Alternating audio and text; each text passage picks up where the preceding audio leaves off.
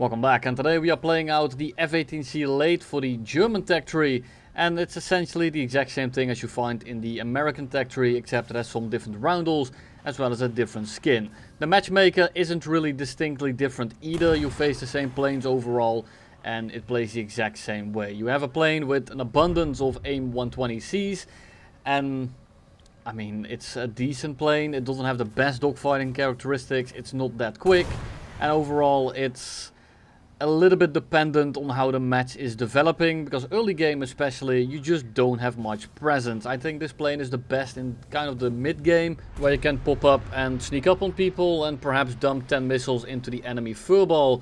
And late game it kind of becomes lacking again, because well, other than the 10 missiles that you don't have real control over the engagement. And well, it's definitely easy to notch missiles in this thing, but the real issue just stems from the fact that you don't have the speed and the energy to really outrange anyone. And while the AIM-120s definitely have some of the best range out of all the Fox 3 missiles, the issue is that the platform, the Mountaton, has some of the least range out of all the Fox 3 missiles, because you're just not quick enough.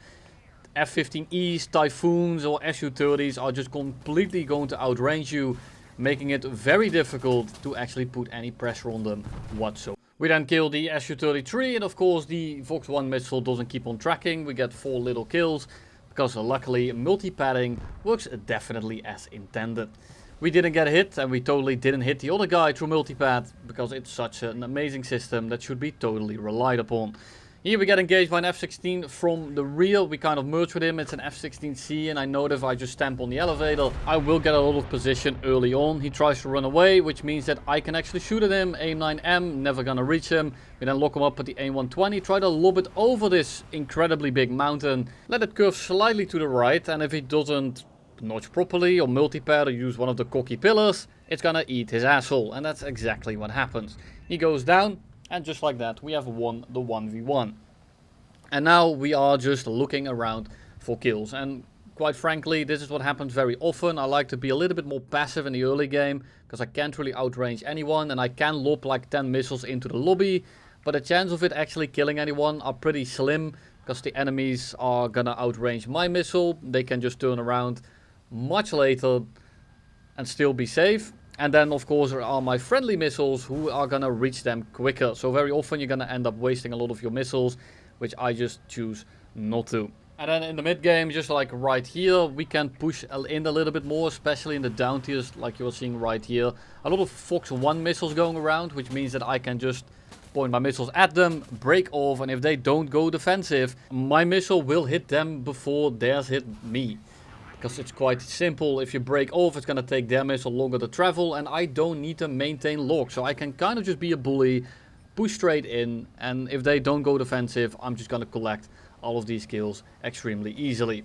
Unfortunately, or fortunately, depending on which team you're on, this doesn't happen all too often. And with the new 14.3 battle rating that just got announced, which yes is way too late, but better late than never, I guess. This might happen even less, or perhaps might even happen more, because most of the 14.3s will be in their own matchmaker.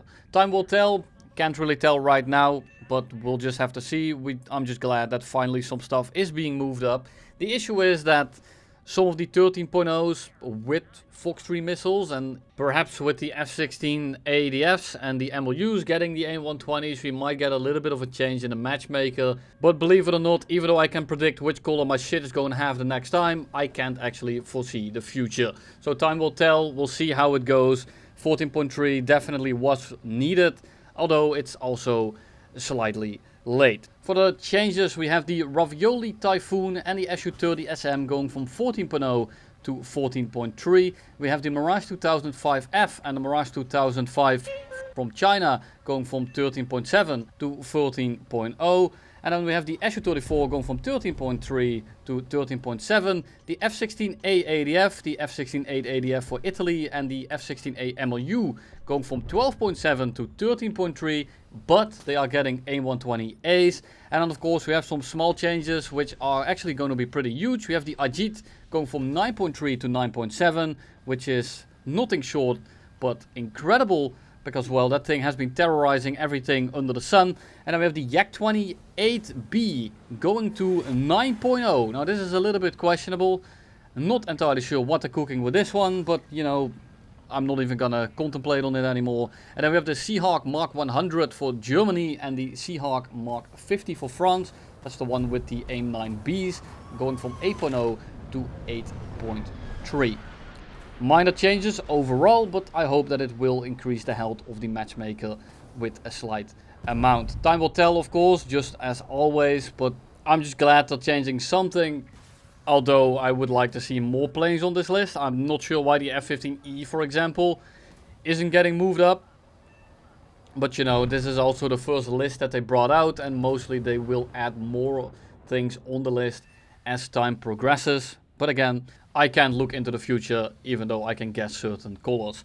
For the F-18, I don't know, it's not my type of plane. You have to really wait for people to come to you, and it's not like with the Ravioli, where if you get people within your bubble, you can kind of just shit on them for free. Now, of course, it's not as good anymore in the 1v1 as it used to be, but it's also not nerfed to the point where it looks like this right now. It's still damn good, definitely because of the Mikas and the radar, and the F-18 is just kind of there. It doesn't really change the meta. It's a pretty nice plane to fly. It feels pretty decent. It handles well. The issue is just that it loses so much speed so quickly, and it's not that quick to begin with, that you're basically just gasping for air the entire match. It's incredibly hard to really control the match in this thing, which is, I think, one of the most important parts of a plane. You're kind of just hanging around, trying to fill in the gaps, trying to be a supportive plane, because that's definitely what it is. But keep in mind that when you have 10 MRAMs, which is great, the Su-30 has more missiles on a better platform, which means that the missiles are also just going to be outright better. It's not a contest. There is a reason this thing is not going to 14.3. Now, of course, you can argue that with the compression we have going on, that a lot of planes should be moved to 14.3, and quite frankly, I would agree, but in the current compression, I think it's kind of fair. I mean, at the end of the day, the F-18s are kind of missile buses. And I don't mean this in the traditional sense, like with the Su-33 or perhaps the F4F.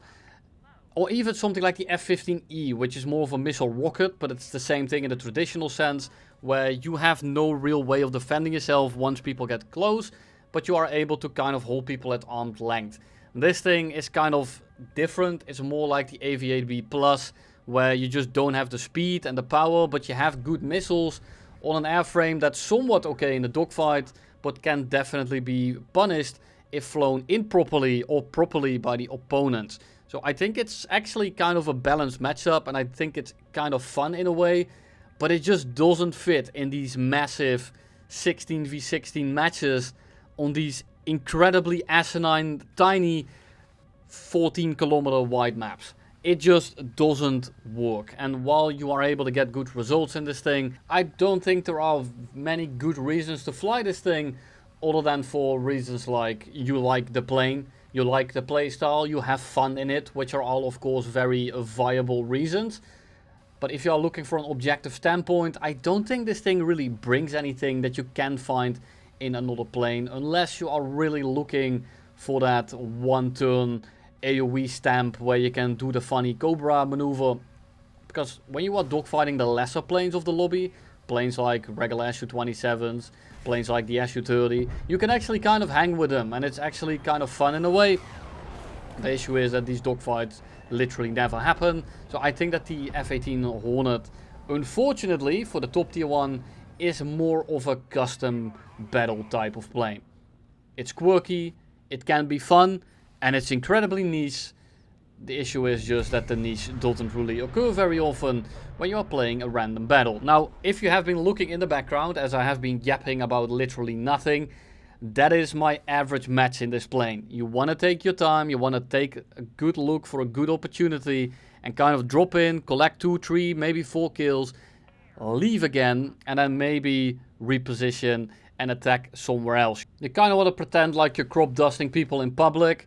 Now here we have the F-18C on R6, it's the Swedish one, and I don't want to deal with that. I don't want him directly on my 6 when he has an Su-30 SM on his 6. And if I turn around, it's actually going to become harder for the Su-30 to kill him, Whereas if I keep flying straight, he has to choose someone, and if he chases me, the Su-30 gets a free kill, and if he turns around, I get to kill him for free. Now here I make a classic mistake. I thought that the Ravioli was nowhere near the Su-30, and I thought, well, that's never gonna hit my friendly, is it? Well, it did. That is my responsibility, and if you're watching this, I'm incredibly sorry. I always preach that you shouldn't fire from the second row if it will hit your teammate in a feasible manner. And that's exactly what I just did. I shot into a dogfight, and that's something that you want to avoid at all costs. And I always say, as I just said, never shoot into your friendlies. And I don't have a real excuse for it. The only thing I can say is that I was kind of frustrated by this plane. I saw another kill that I wanted to get, and I ended up team killing someone. Bit of a hypocrite in me sometimes, but we all make mistakes, and I just want to make sure that this doesn't get reproduced by many people. I see it happen less and less, but it's mostly people that haven't been playing top tier for a very long time, or the people that bought into top tier, that just kind of shoot at everything they see. If they see red, they lock, they fire. And I get the mentality, but you really want to take a look at where the blue names are, and if one of the missiles is feasibly going to hit one of your friendlies, just hold fire, wait a little bit, and you'll get the kill a little bit later. Right there, I would have gotten the kill on that Ravioli regardless. All I really did was waste 2 missiles as well as one of my friendlies.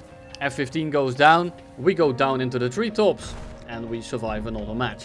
Thank you all for watching, and I'll see you in the next one.